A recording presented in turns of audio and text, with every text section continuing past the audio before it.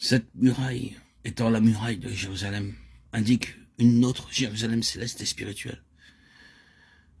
Elle parle de la citoyenneté céleste, du droit de citer de la Jérusalem céleste, des hommes libres du ciel.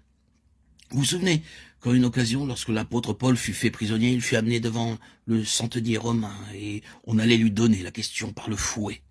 C'est-à-dire qu'ils allaient appliquer la méthode forte pour obtenir de lui tous les renseignements qui le concernaient. Notre traduction ne nous permet pas de saisir la pleine signification de ce qui allait avoir lieu. Elle nous dit simplement qu'il fut lié. Réellement et littéralement, il l'avait allongé et étiré. Et cette méthode appliquée par les Romains était en vérité une méthode très sévère. Infliger la flagellation était une méthode tellement terrible. L'homme ayant auparavant été étiré, les mains et pieds liés de façon sûre, il en résultait souvent la mort, ou d'être estropié pour la vie. Quand Paul fut placé dans cette position-là, il demanda « Vous est-il permis de battre de verge un citoyen romain qui n'est pas même condamné ?» Acte 22-25. Le tribun, pensant qu'il avait une bonne situation, répondit « C'est avec beaucoup d'argent que j'ai acquis ce droit de citoyen.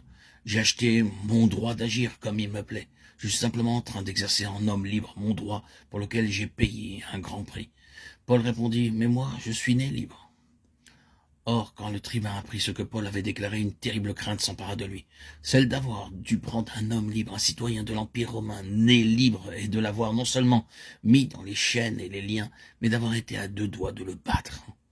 Un homme né libre ne devait pas être traité de cette façon. Il avait à faire valoir en sa faveur le droit de citoyen de l'Empire, être né libre étant même un avantage supérieur à celui d'acheter sa liberté. Être né libre signifiait que vous ne pouviez pas être réduit à l'esclavage, ni battu, ni traité d'une façon analogue, et malheur à l'homme qui essayait de le faire. Il devait en rendre compte à l'empereur. Toute la force de l'Empire romain était derrière l'homme qui était né libre, et Paul savait ce que cela signifiait. Aussi, le tribun fut rempli d'effroi lorsqu'il réalisa qu'il était en train de traiter un homme né libre de cette façon. Voyez-vous l'illustration ? Oui, nous sommes des fils premiers-nés, dit la parole. Nos noms sont inscrits dans le ciel. Nous avons la citoyenneté du royaume de Dieu. Nous ne pouvons pas être réduits à l'esclavage, ni frappés par la loi, ni traités de cette façon, avec tant de dureté par ce tyran. Peu importe ce que ces revendications peuvent avoir de juste pour agir ainsi, il y a un droit plus élevé.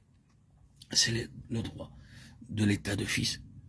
Vous ne pouvez pas traiter les fils de Dieu comme vous traitez les autres gens. C'est une merveilleuse illustration de cette grande vérité. La muraille de Jérusalem signifie qu'il y a ici quelque chose qui est l'enceinte d'un peuple céleste qui a été délivré de l'esclavage, affranchi de toute dette et qui marche en étant au bénéfice de l'état de fils. C'est le peuple, libre et riche de Dieu. C'est là la vérité de la parole de Dieu. L'état de fils est quelque chose dont on doit jouir. Mais cette muraille-là n'était pas une illustration de la joie ni l'état de ces gens-là non plus. C'était une contradiction à l'égard de ce que le Seigneur voulait avoir. C'est ce que nous venons de voir qu'il désirait.